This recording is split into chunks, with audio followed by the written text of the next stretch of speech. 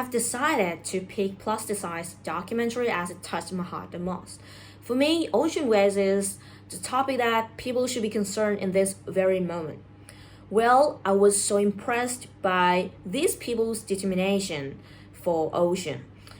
I felt like I have worthily spent my 48 minutes in my life with a very valuable video.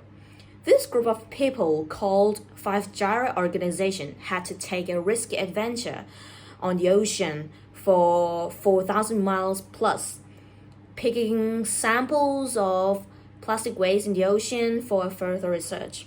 And the result came out that tons of plastics, along with pellets, had stuck inside the trawl that they said. And the trawl was full every time and every place they sailed. So my question is, have we ever thought how much these plastic waste does marine animals accidentally swallow as a food? Oftentimes in the news, snapping turtles have been reported dead with full of plastic inside their stomachs, which is so tragic.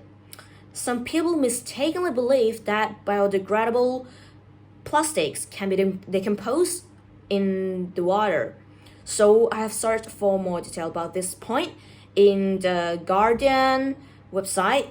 According to Jacqueline McGlade, the chief scientist from the UN Environment Program, a lot of plastics labeled biodegradable can break down in 50 degrees Celsius temperature. And that's exactly not the temperature of the ocean. And it is also not buoyant, meaning that it cannot float on the surface to absorb the UV and heat from the sun. But that's forgivable for people who really don't know this actual fact. What really made me furious is those people who are negligently throw away their trashes with their laziness themselves. I also found another informative study from Ocean Conservancy, and they claim that 8 million tons of plastic waste are in the ocean annually, both accidentally by the wind and intentionally by people. Couldn't imagine how our ocean will be like in the next decades, and how many marine organisms will be harmed by those plastic junks from ignorant humans, right? Now we have already recognized how much our ocean and our world encounter plastic waste.